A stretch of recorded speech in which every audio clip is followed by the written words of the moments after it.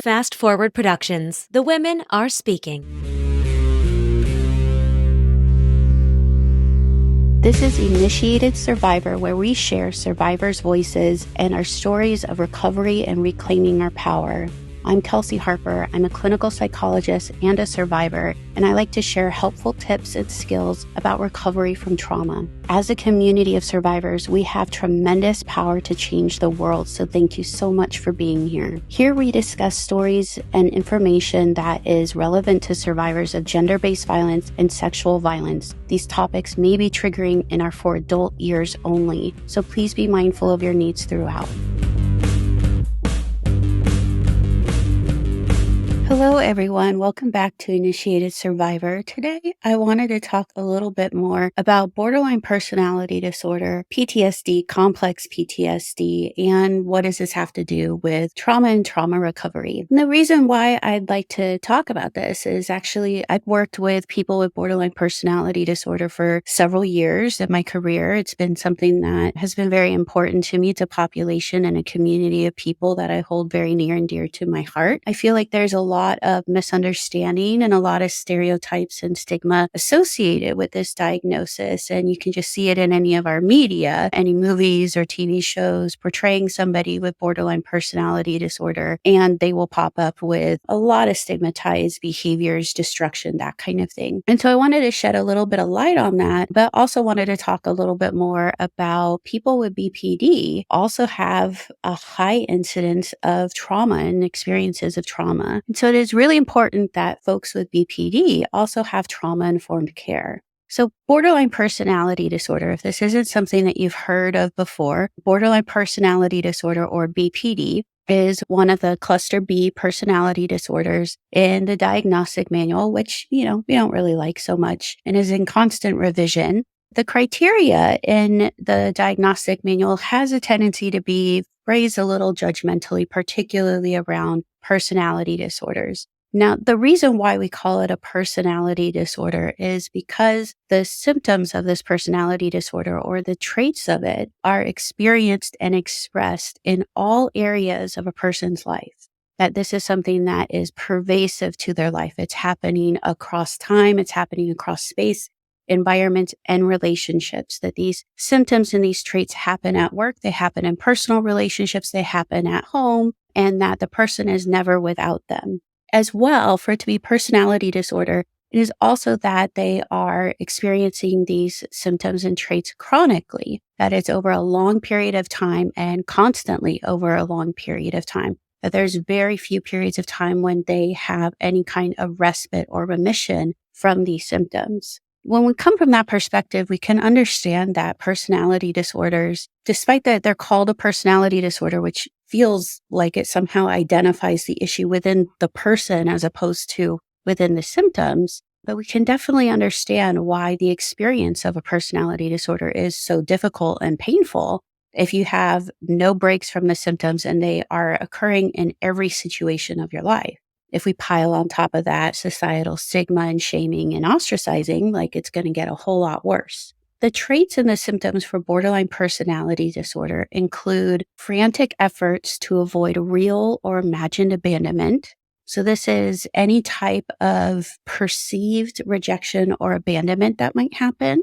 And why we emphasize perceived or real or imagined is because that oftentimes it has less to do with whether or not it was an actual abandonment or rejection and more about how that was received or experienced. Sometimes it could be certain words, certain gestures, certain actions, or a lack of action and a lack of engagement that can activate this trauma response. A frantic effort is doing anything to try to prevent that from happening. And that can look like things like trying to make nice in relationships when maybe there's conflict and it's necessary conflict, over apologizing, coming in with a lot of people pleasing. That kind of behavior can be frantic efforts to avoid that kind of abandonment. Oftentimes people who also have this trait have experienced abandonment or rejection in the past in their relationships. And that's part of why this is a symptom that gets activated here.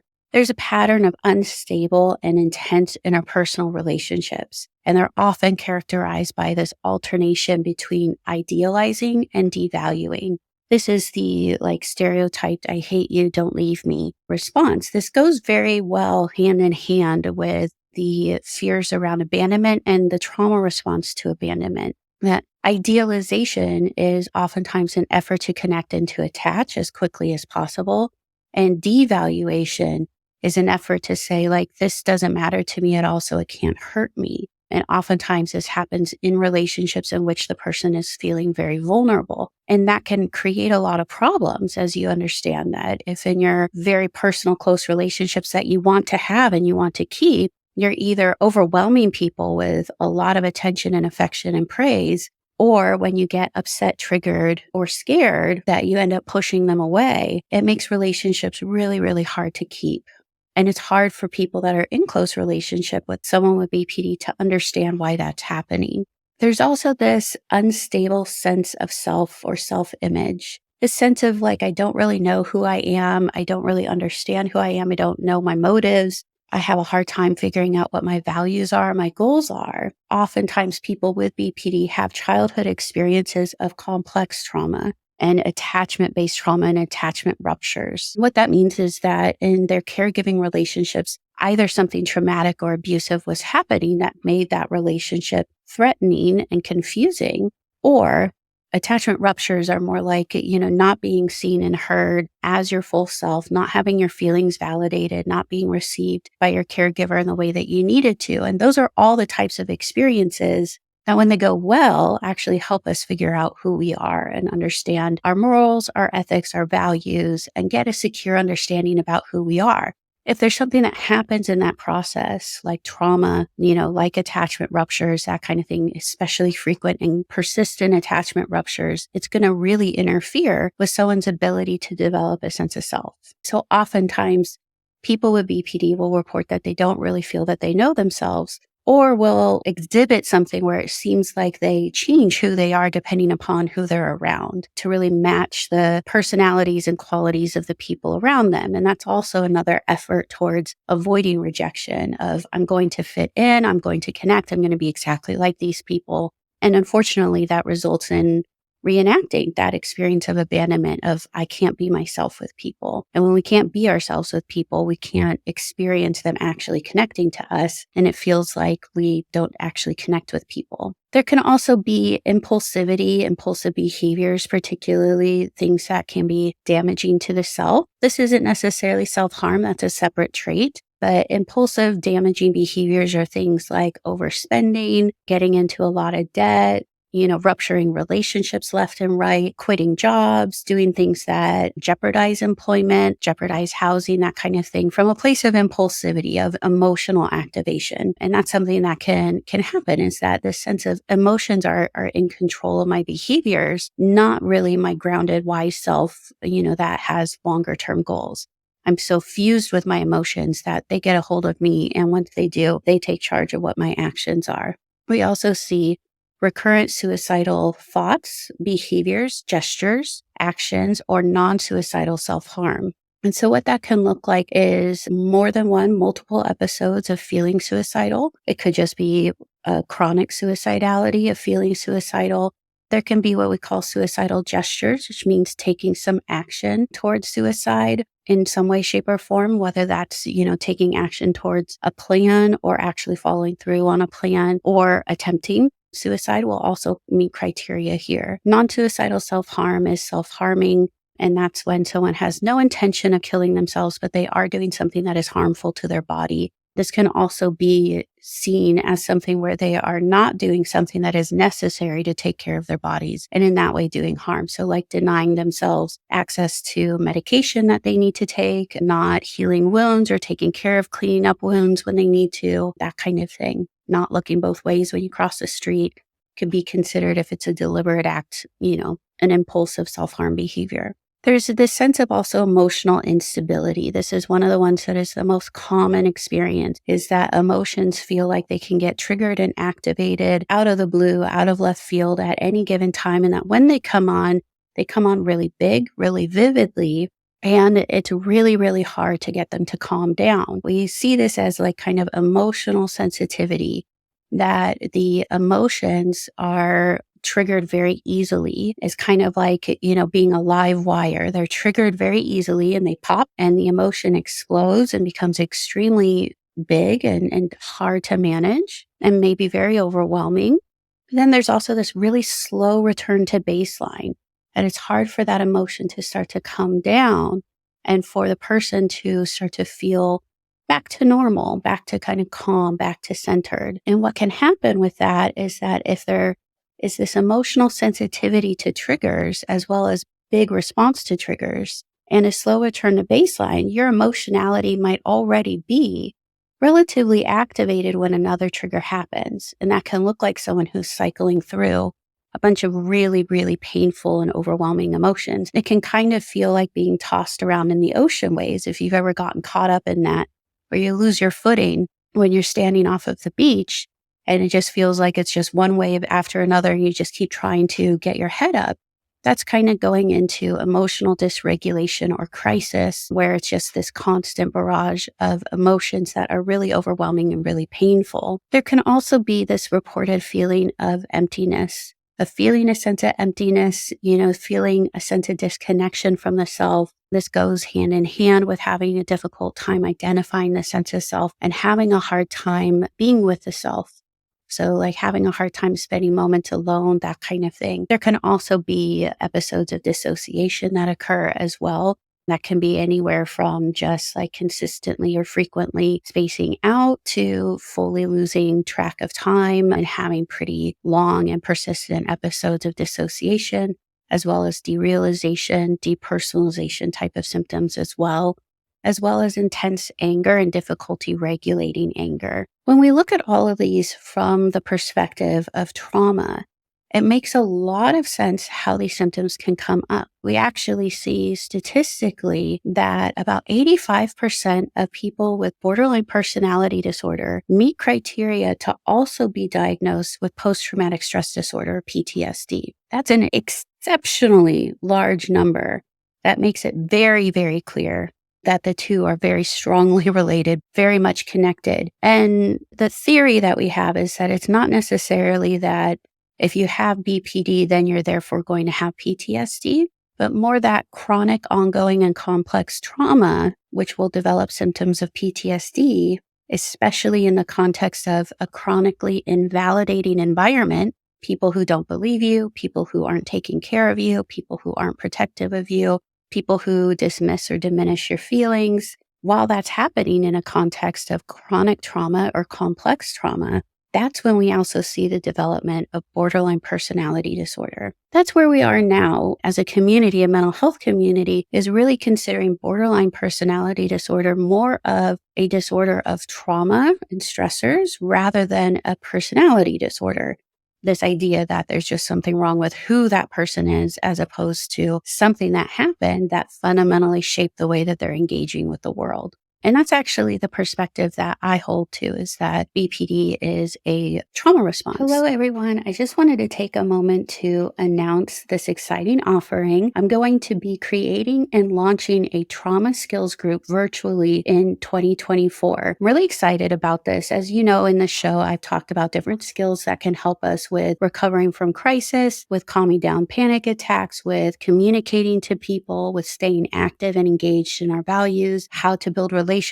And now I'm bringing those skills directly to you in this group format. So it's nice and accessible and you get some hands-on experience practicing these skills in real time. This is going to be a 12-week group, 12 one-hour sessions where we meet virtually in a small group. And I'm going to be training you on the different skills that you use, how they can be applied, and giving you things to practice as well as materials to reference about all of these different skills. Many participants in the past have told me that they really felt they benefited from learning more about trauma, how trauma works in the body, as well as building confidence in themselves and learning how to connect more to their values and what they feel is important in life. So here's an opportunity for us to do this more. Recently, I registered to be able to provide virtual therapy to 40 states in the United States. So this group is going to be accessible all across the United States, which I'm very excited about. I am going to be capping the size of the group to keep it small so that we can be a close community of trauma survivors and build effective relationships in there, and so that people feel safe and secure. If you do sign up later, I'll have a wait list for the next time that I'm running the group. Now, to start the group, signups are going to start January 1st, and from January 1st to January 31st is early bird signups, where the whole session, the whole 12-week session, is going to cost $1,080. That turns out to be about $90 per session. After that, starting February 1st, it's going to go up to its full price of $1,200 for all of the sessions. And so it would definitely benefit you to sign up early as soon as possible. If you would like to get more information about this, you can go to my website at www.drkelseyharper.com, drkelseyharper.com/group, or you can join my mailing list where you will get the link to enroll as soon as it opens up and can sign up right there. Thank you so much. I'm so excited to get started with you all. Now, you've heard me mention complex PTSD or complex trauma quite a bit.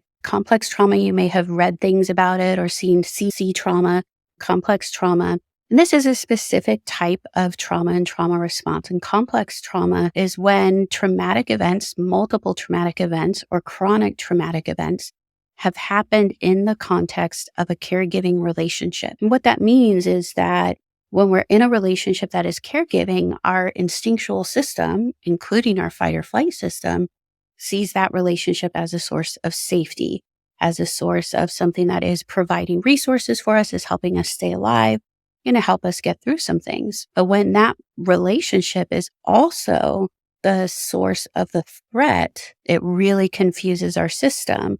And we develop this complex trauma, which is a system that adapts to try to navigate a relationship that is also dangerous for us and we're dependent upon for our survival. So this can happen when there's abuse that occurs in the home. This can also happen at times when it's maybe not very blatant, obvious issues of abuse, but chronic ongoing invalidation. Invalidation is when people tell us that our feelings aren't justified or they aren't real, or we shouldn't be feeling that way, or we shouldn't experience things that way, all the way up to gaslighting, telling us things didn't happen the way that we saw that they happened. So when all of that is happening, when we see this traumatic experience happening of caregiving relationships, when we see some chronic invalidation, complex trauma is something that we're considering. It's a little different than traditional PTSD, because we think of traditional PTSD as being specific to specific experiences, specific incidents. A traumatic thing happened,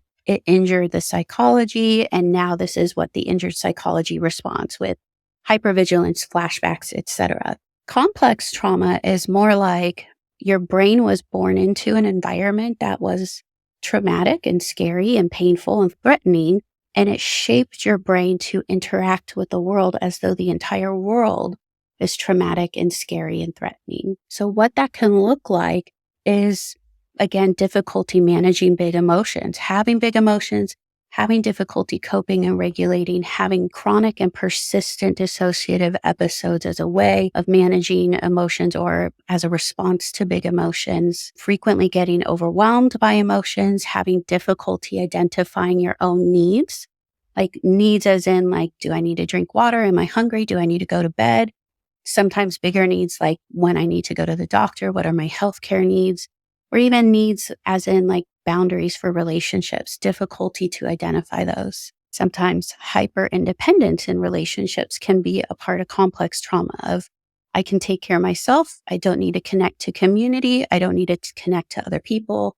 I don't ask for help. In fact, when I'm going through a rough time, nobody hears from me, push them away. Or sometimes the other side, significant dependence in relationships of, I cannot take care of myself unless somebody is here for me. I cannot do anything unless somebody says that I should do it. That intense dependence, again, because the brain has been shaped according to the traumatic environment that it was growing up in. So there can also be this avoidance of emotional vulnerability. It's a self-protective mechanism. Again, that unstable sense of self, sense of worthlessness, not knowing what our values or needs are. And Many of these things are actually a result of our brain being raised in a trauma environment because our brain is prioritizing survival. When our brain prioritizes survival, we don't learn some of those more nuanced or abstract things about being human, like moral codes, ethical codes, social skills. We're not going to learn those when our brain is trying to survive something that it feels is life-threatening. And so then when we're adults and we have complex trauma in our history, we may be very confused on how to engage in pretty sophisticated social engagements or interactions. We may have a really hard time understanding ourselves and stepping outside of being super fixated to survival issues, like getting connected to working too much, working too hard, just kind of going day to day, not setting long-term goals, that kind of stuff. We can also see that people are very hypervigilant to the emotional expression of others. Sometimes people call this being an empath or being highly sensitive. And what that means is that you're able to and are attuned to read the emotions of other people. Usually that's because that was a part of that traumatic environment growing up. And it was a skill that you needed in order to survive it, was to predict the emotional activation of that caregiver or of that other person that was making that environment traumatic. There may be additional ongoing trauma symptoms, flashbacks, intrusive memories about situations. We may also see some of those relationship traumas get replayed in different ways in current relationships. So for example, someone maybe gets some constructive feedback from work and they feel like they're having an episode of being criticized by their caregiver when they were growing up. And they feel really small, ashamed, and really, really scared, even though their adult self in this feedback conversation with their boss doesn't actually feel small about that, or at least their goals are to be able to take feedback. So complex PTSD is also something that we think of as pervasive and chronic. And we see a lot of crossover between complex PTSD and borderline personality disorder. In my career, I have not seen any single person that met criteria for borderline personality disorder that did not experience complex trauma. Not once have I seen that. I'm sure there's definitely some people that exist that maybe that's been true for. In theory, that's the idea, but I don't actually know that that does exist. I don't think that it does. I think that complex trauma and BPD are actually one and the same. And I think that's what we're going to find as we continue to study this phenomenon. Now, with borderline personality disorder and complex trauma, what are some of the things that we can do for treatment? Dialectical behavior therapy, you've heard me talk about that on this podcast. You've probably heard lots of people talk about DBT. It is a behavioral and a skills-based intervention specifically designed for people with borderline personality disorder and chronic affective dysregulation or emotional dysregulation by Marsha Linehan, who she herself has written a memoir talking about her own personal experience surviving borderline personality disorder. And it was really groundbreaking, the intervention that she designed and that she put together and has continued to research and to fine-tune over time to make sure that it is the most effective that it can be. And it is a pretty highly effective intervention. In fact, it's now effective not just for borderline personality disorder, but also for trauma, for anxiety, for depression, for all kinds of things that people are wanting to learn some skills around and to feel like they can live a life worth living. Key for BPD is being able to connect with providers that are effective with validation and balancing validation with also skills and challenging for growth. It's important that there's radical genuineness and authenticity in that therapeutic relationship, and that the therapist is taking care of themselves too, as naturally these relational symptoms that happened under complex trauma, that happened in these attachment ruptures that were set in place there, are also going to happen in the therapeutic relationship with the therapist. And so as therapists, as part of DBT, there's commitments that we make for taking care of ourselves to make sure that we can be as present as possible for our clients so that we're not bringing in our own insecurities and we're not bringing in any burnout or anything like that to working with clients who are presenting with BPD.